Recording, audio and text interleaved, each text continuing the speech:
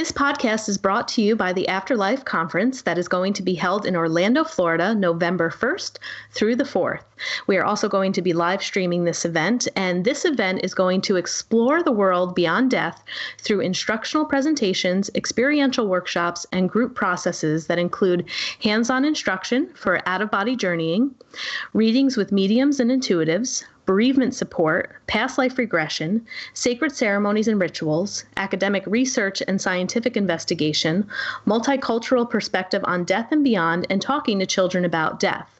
Some of the keynote speakers that they have at this conference this year is going to be psychic medium Thomas John, mystic scholar and theologian Andrew Harvey, the Monroe Institute's William Buhlman, Terry Daniel, who is the founder of the conference, Monica Williams, MD, medium and intuitive counselor Susan Geisman, Suzanne Northrup, who is also a medium, and shamanic practitioner Linda Fitch. So if you guys would like to attend in person, head on over to their website, which is afterlifeconference.com. They still have tickets available. And if you are unable to travel, you can watch this in the comfort of your own home or at your office by purchasing the live stream ticket. And our live stream ticket right now has an early bird pricing of only $99, and this sale is going to end on September 6th. So we decided to extend the early bird special through Labor Day weekend for those of you who are still traveling and having fun in your summer, and that will end on September 6th, and then the price goes up to $129. And the day of, on November 1st, if you forget to purchase a ticket, you will be paying $149. So I highly recommend to head on over to path11productions.com/AC2018 and purchase your live stream ticket today. Hi, and thanks for tuning in to the Path 11 podcast. I am your host, April Hanna. At the Path 11 podcast, we are here trying to deliver leading-edge research on consciousness, healing, and metaphysics. And just like you, we are trying to answer the big questions about life. Who are we? Why are we here? And what is our purpose? We hope by listening to our podcast, it will make each day you live on Earth a little easier to understand. And now for today's podcast. Hi, everybody. I'm really looking forward to this podcast today, and I'm hoping that it might even help some of you out there who actually might be experiencing any type of pain or even chronic pain. And getting ready for this interview, one of the things that I had learned that I did not know about was, according to data from the 2012 National Health Interview Survey, 11.2% of American adults, that is equivalent to 25.3 million people, experience some form of pain, often at severe levels every day, and have for the previous 3 months. Another statistic here is in 2006, a survey was done by the American Pain Foundation, and they found that the vast majority of pain sufferers feel that they have no control over their pain and that it severely impacts their well-being and ability to enjoy life. And of those surveyed, 77% reported feeling depressed. So I would like to welcome our guest today on the show, Sarah Ann Shockley, and she is an award-winning filmmaker and former university instructor who has lived with debilitating neuralgia. She might have to correct me on that, from thoracic outlet syndrome for more than 10 years. Because her condition was unresponsive to existing traditional or alternative therapies, she developed a unique method of pain management and pain reduction, not reliant on pharmaceuticals or medical intervention. And she wrote the book that we are going to talk a bit about today called The Pain Companion, Everyday Wisdom for Living with and Moving Beyond Chronic Pain. So welcome, Sarah. Thank you so much, April. I'm really delighted to be here. Now, pronounce actually what it's neuralgia. You did it exactly right. Neuralgia. And that basically means nerve pain. So thoracic outlet syndrome is a collapse between the collarbones and the first rib, and there's a lot going on in that area. There's nerves and muscles and arteries. So when that area collapses, which for me happened for unfortunately prolonged computer use, so that should be a warning to people to be careful.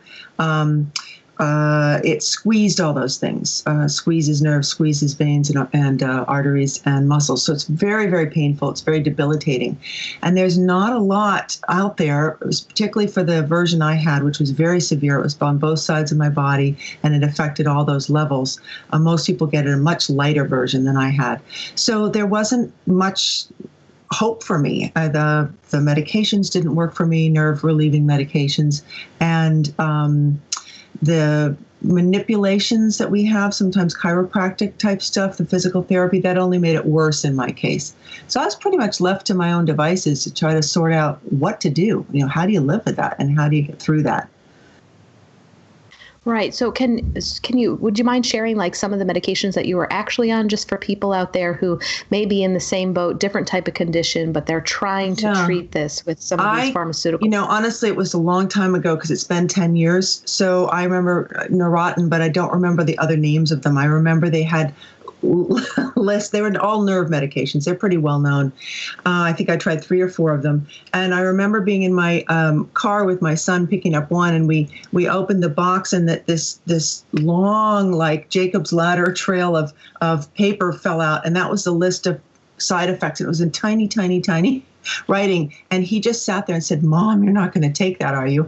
I said, "Yeah, I got it." And one of them included sudden death. I mean, the possible side effects are pretty frightening. So, but I did try them anyway, and the side effects for me were quite severe. So they didn't, for me, and again, nerve pain is kind of hard to deal with. They put the pain at a little bit of a distance, but didn't get rid of it. But they gave me worse migraines, more insomnia, nausea, dizziness, fogginess, which you can't be I was a single mom. You can't be a parent and have all that stuff going on if you can help that. So I just tried them each for about a week each, and with some space in between. And I know there's probably a lot of listeners out there that are trying various medications, and sometimes they work well and are really helpful, and sometimes they almost bring more problems in with them. And sometimes medications are mixed together and they don't often agree with each other. So it's a real issue, and it's a real problem. And of course we have the whole idea of the opioid crisis, we're calling it, and that is the problems with addiction to opioids and the problems with overdoses and overuse. But I also want to say that I know that one of the ways we're trying to deal with the opioid crisis is by just stopping, prescribing it. And I don't agree with that. There are many people out there that cannot function without some kind of medication. So what I advocate looking at is going ahead and doing whatever you need to do to function. And let's look at some other things that we can add into that mix to make life a little easier, to mitigate the pain, to bring down the acute levels of pain.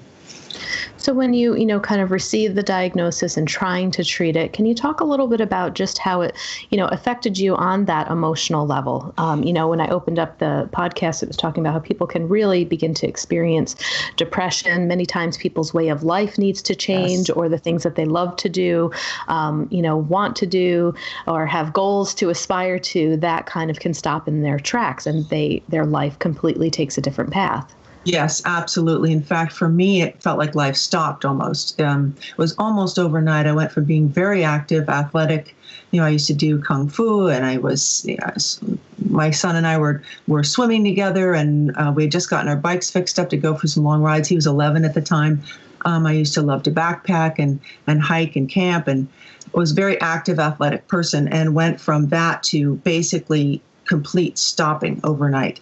And I know that other people probably have had this experience. I know many people have had this experience, probably many of our listeners, where the change is almost overnight. And you go from an active lifestyle, one in which often we take our bodies for granted. We wake up in the morning, we don't ask ourselves, can I get out of bed? But when you've got a condition, when you've got pain, you do ask yourself that. Or how am I going to get out of bed? How am I going to take a shower? How am I going to get through this day? It's really incredible that what moves in with when pain moves in is also this incredible sense of loss, sadness, grief, terror, a lot of fear. Sometimes it builds over time because, of course, when we meet these things, when we meet pain on the path of life, we don't know it's going to be chronic the first day. We might know it's very acute and severe, but we don't know how long it's going to last. And we often assume it's just going to go away. It's going to be healed. So there's some point at maybe 3 months, 4 months, maybe even for me, it was like the first year that I held out thinking I was going to heal, immediately, like any day I was going to wake up and be better. And when that doesn't happen, over that time, you can kind of slide down this well of depression without even realizing it. You begin to feel hopelessness, loss, helpless. And there's also a lot of shame that comes with living with pain. Shame for not being able to heal yourself. Shame for ever having had it happen as if it was your fault. You go to the doctor and they wonder why you're not better yet. How can you still be in pain? You feel shamed that way. The people around you want you to get better, of course, because they love you, but also because they just, they're tired of you being in pain and could you please hurry up and heal, without really necessarily, some people say that quite explicitly, but often it's implied in this, how can you still be in pain? So, aren't you doing what? Why don't you try this? Why don't you try that? So there's a lot that comes with living with physical pain on the emotional level that we're not talking about a whole lot and we're not really addressing. And that's one of the things that I think we really need to talk about. And one of the things I offer in the book and when I talk to people is just being there with them in that level of pain too. And if we can begin to recognize the emotional pain that comes with physical pain, that actually helps us release it and relieve it, and can actually affect the levels of physical pain we're in too. Yeah, and in part 2 of your book, you really do spend some time going through all of the different emotions that you just listed, with the guilt and the shame, anger and blame, victimization, powerlessness, the fear, the anxiety, the isolation, and it goes on a little bit. And I remember when I was just kind of like looking at the contents of the book, it almost seems like pain can take a life of its own inside the body. It's almost like a separate entity that's inhabiting. Yes, absolutely. It really feels like, the guest that won't leave. I think there was a Saturday Night Live thing a long time ago, the thing that wouldn't leave or something, this person that sits on your couch and won't go home. It's kind of like that, only it's really this awful being sort of shows up, this roommate you never asked for, and they're in your body. And every day, a moment of every day, pretty much, you're with this being or this entity or this form or this, whatever you want to call it, and it feels like a force. And it can feel very adversarial. It feels like an enemy. It feels like an invader and a tyrant and something that came in and took over your life and is ordering you around, because you have to do everything. When you're in pain, everything you do is in pain, and everything is, in a sense, you're beholden to pain. You're organizing your whole life around the pain and your condition. They kind of, they go together. So it's really intense. It's really intense. And a lot of times when we talk about pain from a medical perspective, we talk about, the knee or the neck or the condition but when you're in this level of pain, it's not just the knee or the neck, or the condition, it's your whole being that's affected. It's your whole self. And it does feel like it takes over your whole life. So one of the things that I talk about is, if pain's already here and it does feel like almost a separate being, we can treat it as an enemy. We can fight it, but you kind of have to ask, how's that going? How's that working for you? Sometimes it works for people. Sometimes it doesn't. And sometimes we get into this battle mode where we're sort of in our battle armor. Every morning we put it on and we go to battle with pain all day long, and it's exhausting. So one of the things I found for myself when I became exhausted in that way was, well, this isn't working. This is just frustrating and exhausting and not making me better. It's not healing anything. So what if I sort of turn towards this thing called pain, which I really hate and don't like, but what if I turn towards it and kind of look at it and see, well, what is this thing? And I began to really think about how is it that I'm still in pain? Why is it still here? What is it doing here? And one of the things I started doing was actually writing letters to pain and just saying, dear pain, why are you still here? What are you doing in my body? Why haven't you left yet? Can't you please leave? I hate you. Whatever, just putting all of those emotions out into letters. And during the process of doing that, realized that, oh, well, wait a minute. What if I thought about pain differently? What if I imagined that pain is here for a purpose? I mean, it must be. It's part of my body saying something to me. So what if we, instead of starting from the place of pain is an enemy, pain is something to be overcome. In fact, we call pain medications painkillers. What if we, really we think of it as something that we punch or cut out of our bodies or try to kill. So it's kind of a radical thought we so accept in our paradigm of pain that it's bad and wrong to be in pain. And I realize that that's maybe not the best place to start from, because we get locked in that battle. And if we start from a different place, pain has a message.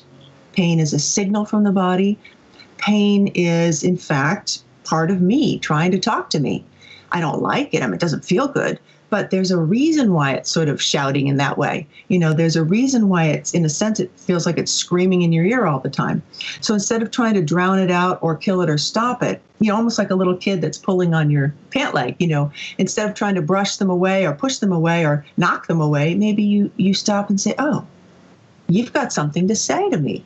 And you're annoying me, but maybe it can be less annoying if I actually stop and take a breath and kind of put down the swords and the armor and all that battle stuff, and just listen for a minute and just be with you. And I found that paradoxically, the more I allowed myself to be with the pain that was already here, I couldn't get rid of it. So if I could just be with it, breathe with it, kind of relax with it a little bit, which is really hard to do. I admit it's not an easy thing to do, because pain, your natural response to pain is to tense up and to pull back. But if you can just relax that a little bit around the edges and even relax around the pain, maybe the pain itself feels like it's still screaming, but kind of relax around it and turn towards it and be a little softer towards it. After all, we're talking about healing here. And when we try to heal something by fighting it and punching it, that's kind of counterproductive, but it's the only response we are given is get rid of it or put up with it. We don't seem to be given a whole lot of stuff in between. And that's what I'm trying to explore with people and find ways to be with pain differently. And when we give it that space to be where it already is, paradoxically, it begins to feel like it relaxes a little bit, and it begins to the edges of it kind of start to soften a little bit. And if you can feel any shift in your pain when you're in chronic pain, that's a miracle. That's amazing. So, so just starting from the place of being with pain from a more positive standpoint shifts a lot. It's very profound, actually. Do you ever work with people who may hear, you speaking like that, and they're saying, well, this pain isn't here to teach me anything. This pain is a direct result because I was in a car accident and I broke my back, and there's no reason or purpose for it, but I'm feeling pain because it's just all structural, and this is what's going on in the biology of my body. Yes, sure. And absolutely, there is, of course, usually a physical explanation for what's going on. I have a very structural condition. It's easily explained what happened to me. And some people do and some people don't. Some people's pain is inexplicable, at least for the medical, what we have right now for medicine. Some people have things that doctors can't explain. But when it's like, look, I this thing happened, I had maybe a joint was replaced, or I had a broken leg or whatever. I do understand that, and it may seem very hard to think that pain might be actually a teacher or a mentor even, because what the heck, it's terrible. It feels awful, and you don't want to be experiencing it. And so I understand the resistance to thinking of pain in that way, absolutely. And the only, the response I have to that is if that's working, seriously, and I'm not dissing anyone at all, if it works for you to fight it and to say, I'm not going to learn anything from it, and I hate you and get out of my body, and if that works, do that, seriously. Because if that's making the pain go away and it's really helping and it's helping you heal, then that is your path, and I support that. But if that path isn't working, if pain isn't going away, if in fact it might even be getting worse when you get all tense about it and get all battly about it, then maybe consider, oh, okay, maybe there's another level here. There's the physical level, the medical level that's very explicable in terms of a broken bone or whatever it is that we're talking about. But then there's other levels, because we are human beings. We're not just our bones. We're not just the medical condition. We are a whole being. We have spiritual aspects, and we have emotional aspects, and mental aspects, and physical, and they all live in the same place. So when something happens to your body, it happens to all of you. And in healing the body, I think what we've moved away from with our modern medical paradigm is the whole person being healed. The whole person is affected when something happens. And yet we try to sort of limit it to purely medical, purely physiological responses. And, as you said when we first introduced the program, there's so many people in pain, and so many people in pain for over time, that obviously that's not working to only treat, the medical aspects. So I guess that would be my response, is to just open up to, yes, absolutely, keep doing whatever you're doing medically. Wouldn't say not to do that at all, but also consider adding in these ways of addressing the whole person.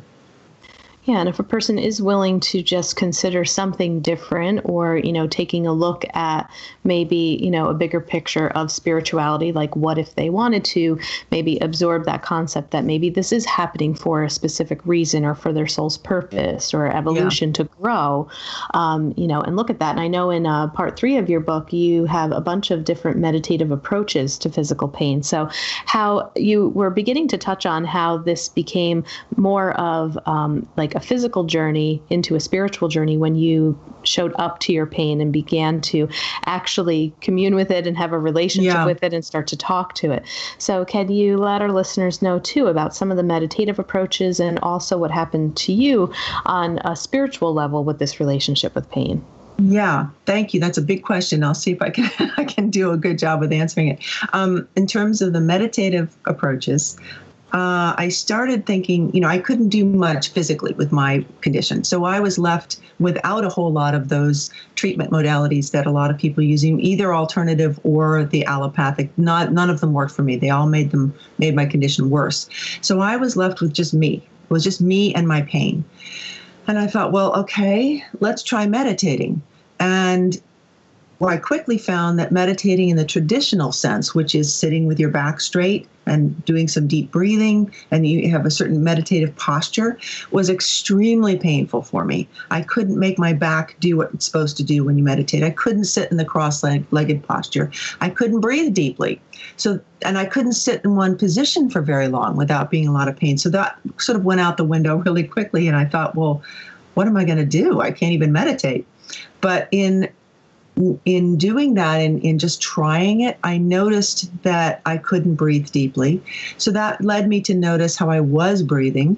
And I noticed that I was breathing very shallowly, which I think a lot of us do when we're in pain. And I was holding my breath often. So when the pain spikes, you kind of tend to hold your breath, to try to stop the pain. So I started to follow that train of thought and that experience. And I noticed that I was holding my breath often. And I was also trying to kind of use the breath as a wall against the pain, as if I could almost use my breath to push against the pain. And that was very unconscious. It was just a matter of me beginning to notice that. And I think listeners may be able to tune into their own breathing and around pain and notice, oh, wow, yeah, I'm trying to almost stop breathing, even though you have to keep breathing, because you're afraid that if you take too deep of a breath, it'll sort of almost feed the pain. The pain will get some of that, and it will, you're trying to stop things. So I thought, well, what if I did something very different? And I began to work with the breath in terms of not trying to breathe deeply so much, but breathing in different relationships with pain. So I thought, well, I can't breathe deeply into my body, and that feels really bad. But what if I kind of imagined that there's a space that there is no pain in? And for my body, I couldn't find it inside my body. Some people may have a space in their body where there's no pain that they can breathe into. I had to kind of imagine it outside of my body. And I began to imagine just breathing into the space that didn't have pain. And just that little tiny shift of awareness was kind of a relief. I was, oh, I can breathe over there. And of course, I'm still breathing in the same place, obviously with the same pair of lungs, but the shift in awareness allowed me to kind of release some of that holding pattern that we do around pain and some of that clenching and that tightness. And it taught me a lot about how I was being in my body around the pain. I was trying to stop it by clamping down. I was tense around it. I was trying to, keep my breath quiet around the pain. And I was trying to push it out of my body almost unconsciously. And all of that adds a lot of tension to the body, and even it's part of it turns into the aspect of spirituality that we were talking about, but it starts out also it has very physiological effects to change that. So I worked with my awareness and breath, and it shifted how I felt in terms of being more relaxed, which then creates a physiological response of the breath moving more easily through the body, the blood flowing better and getting healing blood to the tissues, and all that does have physiological responses. But I also, to answer the second part of your question about the spiritual aspects of it, I began to think about pain, why is it here? I always try to look at the other side of things, There's a physical response, and there's the physical aspects and the physical situation, but there's also the sense of why is this happening? Why me? Why now? Why isn't it healing? And I don't even know if I have a definitive answer to those questions even now, but asking them began to open up a sense of exploration. It began to open up a sense of curiosity about the pain in my body, and thinking, well, okay, if pain has a positive purpose. Pain is somehow part of me trying to get my attention. It's the part of me that's hurting, asking me for help. And just shifting that view of pain from the enemy to, oh, wait a minute, it's something in me saying, hello, please help me. And I started to think about it as kind of almost a deeper aspect of the self asking for attention. So I shifted my attention to be kinder and softer with it.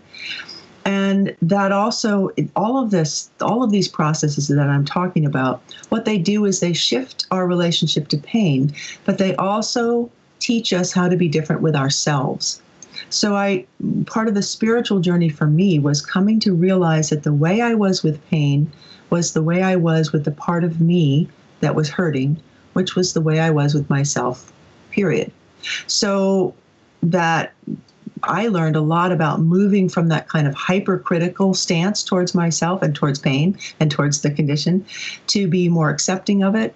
Not accepting as in giving up, but allowing of it, more allowing of it to be where it already was. It was already here, and saying to myself, okay, I don't like this. This isn't what I thought I ordered up in life. Really, I don't want it. However, it's on my path. It's here. This is somehow part of my journey in life. So can I walk with pain as kind of a spiritual partner rather than do all the other stuff we've been talking about? So can I be with it? Can I elicit it as an ally and a partner in healing? After all, pain is telling me something's trying to heal. That's its whole purpose. So, can I let go of that hatred towards it and don't have to enjoy it, but at least I can say, okay, I get it. You're trying to tell me something. Let's work together here. And that in itself sounds very simple. It is a small step, a simple step, but it's very, very profound. And it changes everything in the way you are with yourself and the way you are with pain, and in accepting it as part of your journey. Yeah, and in your book, you give the readers, different exercises. You have like the fear protocol, a way to release difficult emotions, but you also have this exercise, and it goes right with what we're talking about in shifting your relationship to pain. But there was something that I thought was really interesting as you're walking the reader through this. And one of the steps, the third step, you say, is to notice if this mirrors other relationships in your life. Mm-hmm. Like, does it resemble any of your relationships with family members, mother, father, sibling, spouse, child? How similar is it to your relationship to life, to your inner self? Is there anything about your relationship with pain that feels familiar? And I just thought that was really profound and a really great way to elicit some of that awareness and just, having the person in pain go a little bit deeper with what's going on here. Mm-hmm. Yeah, it's especially, and we're talking about chronic pain here. We're a lot of times we have pain, we have the flu, we have something. We don't necessarily have to do all these things every time we meet pain, but we're talking about pain that doesn't leave, pain that's sort of moved in, and that means it's as far as I can tell, and in my experience in working with people and talking to so many people, when pain moves in like that and it won't leave, it's asking for a deeper response. It's asking for something from us that goes beyond just trying to medicate it away or just trying to exercise it away or whatever it is we're trying to do. It seems to be demanding, in fact, that we look deeper. And part of that is looking at the way we relate to pain. But when we relate to pain, kind of noticing is the way I relate to pain the way I relate to myself, as I was saying before? Does it remind me of anything? And I even say, to imagine pain, you can imagine pain kind of outside of your body, like taking a form and sitting in a chair across from you. What does it look like? Does it look familiar? Does it look like anybody that maybe used to be very critical of you? Or does it look like you? Or does it look like a formless blob? It could be anything. But to begin to notice, oh, wow, the way that this pain feels like towards me feels like somebody that used to be in my life that was very critical towards me or unkind to me. And so I'm relating to pain the way I would have related to that person or the way that person related to me. And just exploring that. It's not necessarily that I'm saying that all pain comes from some old past emotional trauma. I'm not saying that. Some people do, and I know that there's relationships with that, absolutely.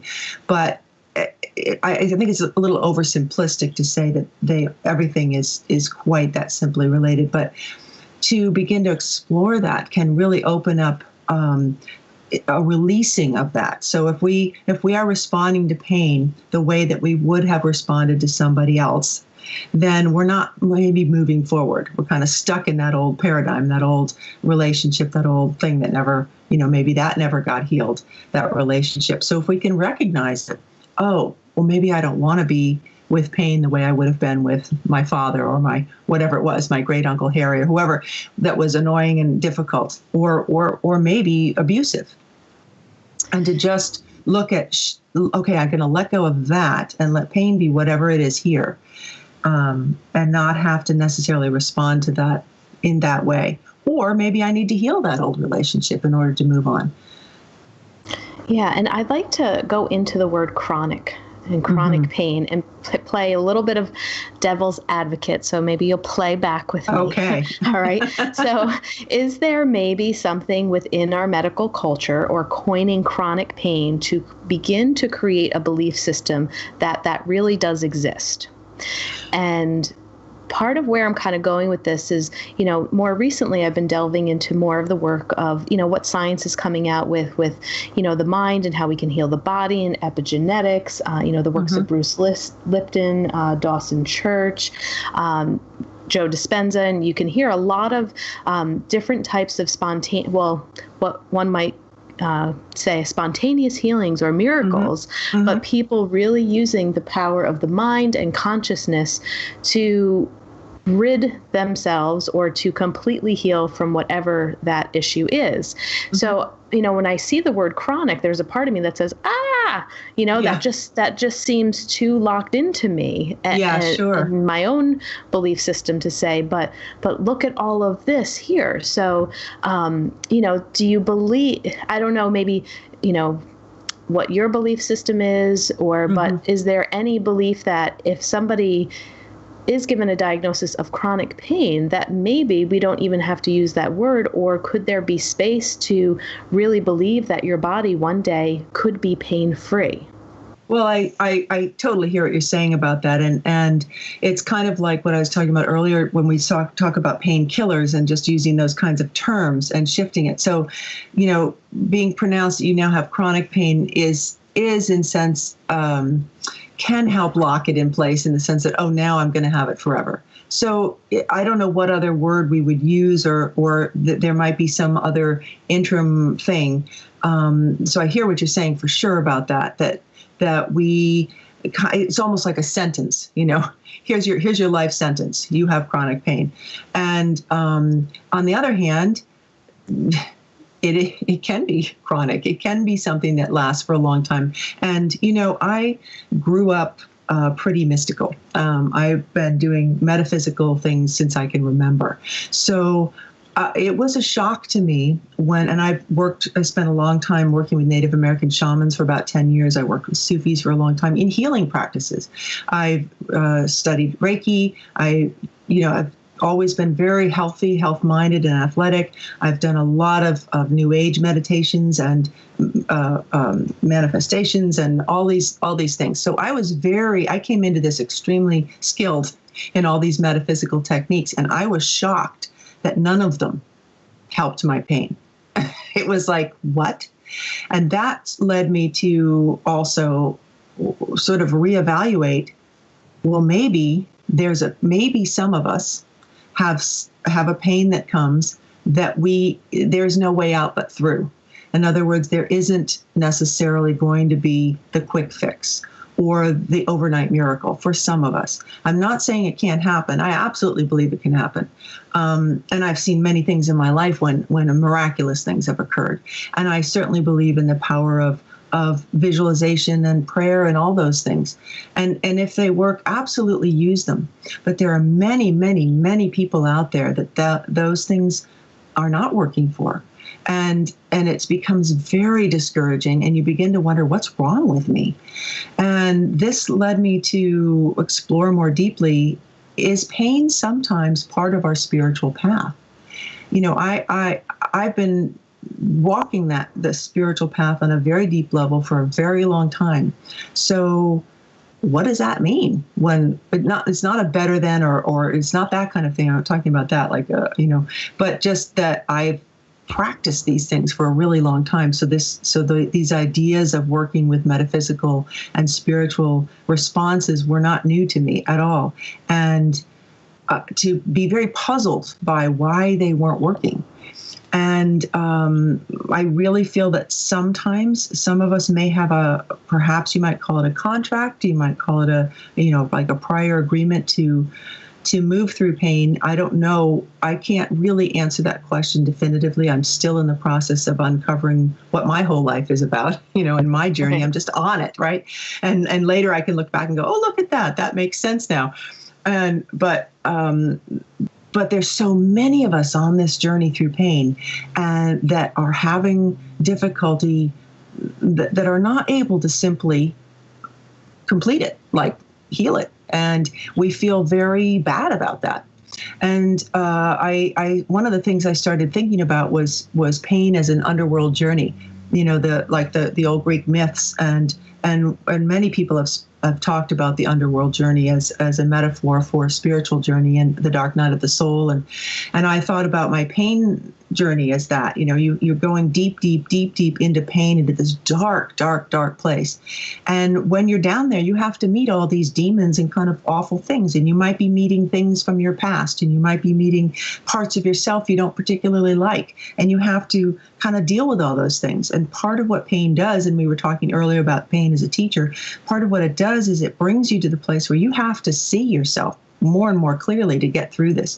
You have to let go of the parts of you that aren't working, that aren't supporting the you of you, and you have to really learn to embrace who you really are on the deep inner planes. You have to be able to tap into your deepest resources. And, in a sense, that journey has a value. Would I know as much as I do about myself if I hadn't taken this journey? I have to say no. Would I want to sign up for this? No. I wouldn't have wanted to sign up. I would have said, no, thank you. I don't want to take that journey. But I've taken it. And I'm coming out the other side slowly. It's been a slow, long thing, but I can say that I'm much better off than I was a few years ago from doing all of the things that I've been talking about today. So, there is absolute value in looking at all these other things. And I do believe in instant cures and miracle cures, but I also think some of us have a different path.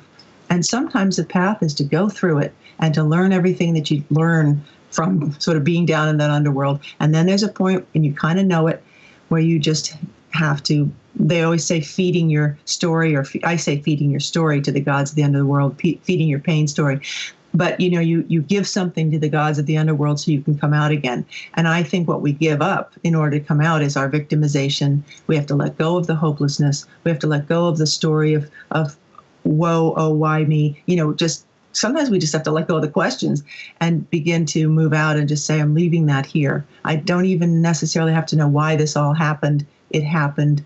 I'm going to give up the fight, not give up, but give up the fighting part, but keep going, keep moving, and find take the gifts I can, find the gold in the ashes. I learned something here. I have more compassion for myself and for other people.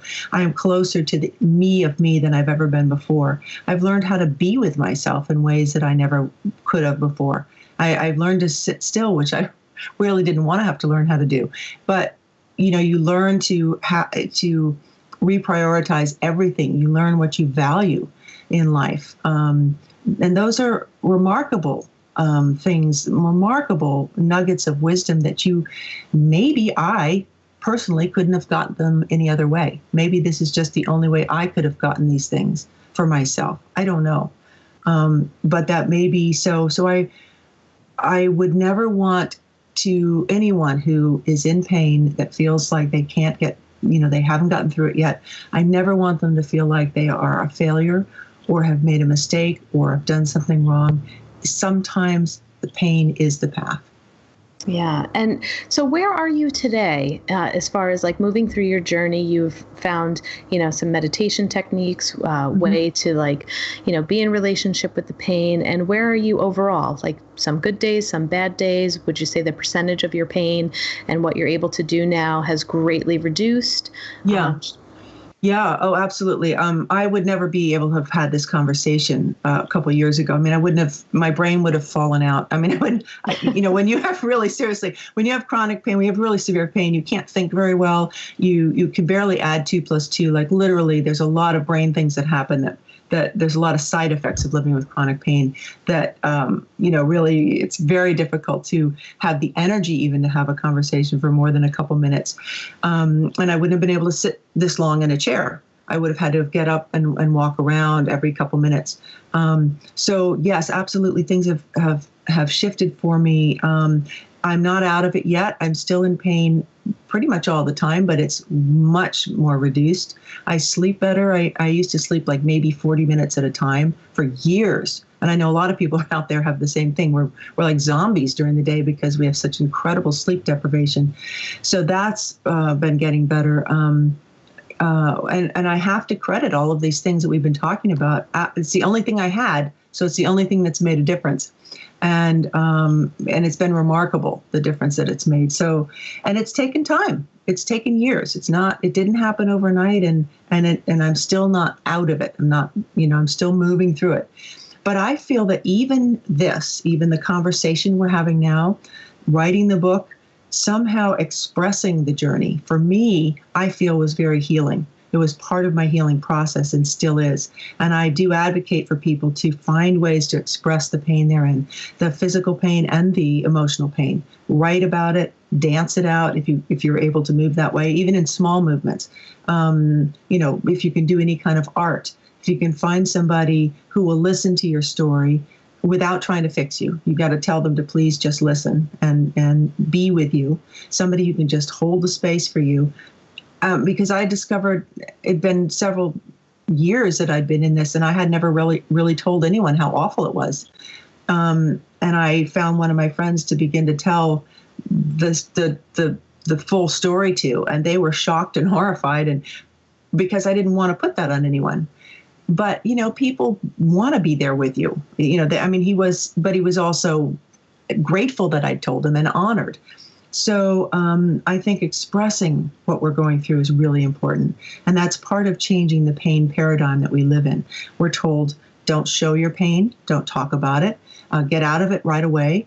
If you tell anybody, you're going to be putting it on them. If you talk about it or express it, you're going to be making it worse. And actually, I find that just the opposite is true. It's not about, a pity party, and it's not about talking about it all the time. I don't mean that.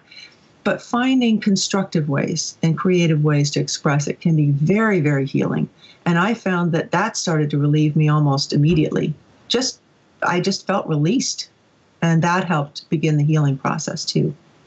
Yeah, and you said something in there too, like about keeping it secret and people had no idea. Unless people are really like on crutches, you have a cast on you, pain is invisible. I mean, you can look like a normal functioning human being and, people look at you, but you don't look like you're in pain. Like I can't see the pain that you're in. I can't even feel it. I can't get an understanding for it. Yeah. And that's part of what makes it difficult too. And that's part of the guilt. I'm almost 6 feet tall. I'm very strong looking. And I have to use a disability placard and park in disability parking places. And when I get out of the car, I feel guilty every single time because I look like I'm probably fine. I can walk pretty well. I can't carry things for hardly any length still. That's part of my condition is I can't have weight. So I have to park close to things and I often have to have people take things for me to the car. But if I have to carry any little bit of groceries or something, it's got to be really short distance. But I get looks sometimes, when I get out of my car because it looks like, what are you doing in that space? I'm not in a wheelchair. And we have associated wheelchair with disability and that's all. But you're absolutely right. Pain is unseen. And one of the things I've learned too is I now can see pain. I notice people around me now that I wouldn't have noticed before. Instead of being mad at the person in front of me that's walking slowly up the stairs, like hurry up, I'm trying to get into the grocery store, I can go, wow, that person's probably in pain. Even though I can't see it, they're just walking slowly. We're walking slowly for a reason. And to just have more compassion for everyone around us is really important because we can't see what they're going through, physical pain or emotional pain. Right. And it almost be, when you were talking about that, like, those handicap spots are made for wheelchairs. But when you think about what's painted there, it is a wheelchair, right? Yes, exactly. Yeah. It's like sort of unfortunate symbol. I know. We need like a pain movement, thing to say, like maybe they have to not paint that and just put like a frown face, use an emoji that just says, I'm in pain and it doesn't matter. It doesn't have to be something physical, like you said, Yeah. And there's lots of things.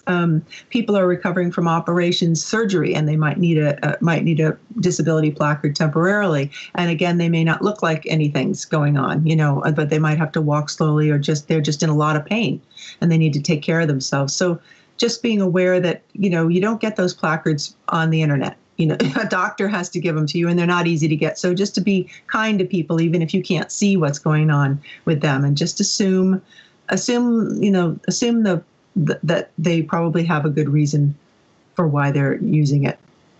Right. And I would also like to bring our listeners, as we're kind of coming to a close here, to your website. You have a great website. It's called thepaincompanion.com.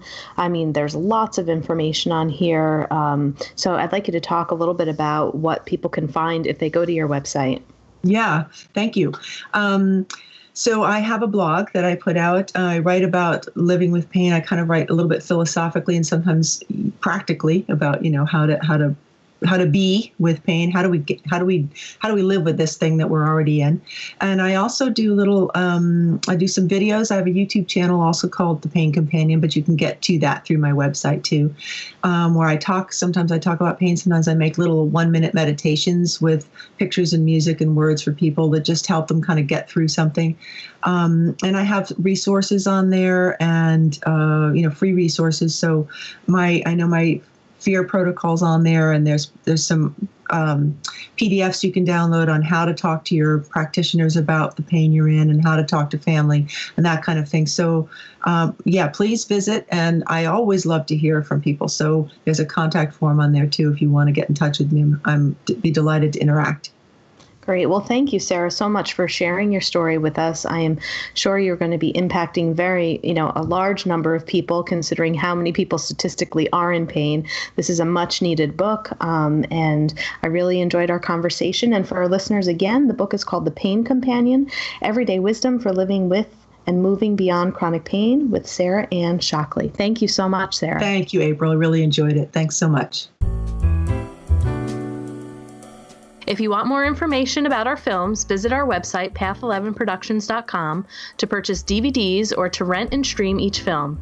You can also find our trilogy of films on iTunes, Amazon Prime, and Gaia.com. You can still use our smartphone app for both Android and iPhones. Just search for Path 11 in the Google Play App Store, or if on an iPhone, look for Path 11 in the iOS App Store. Catch you next time.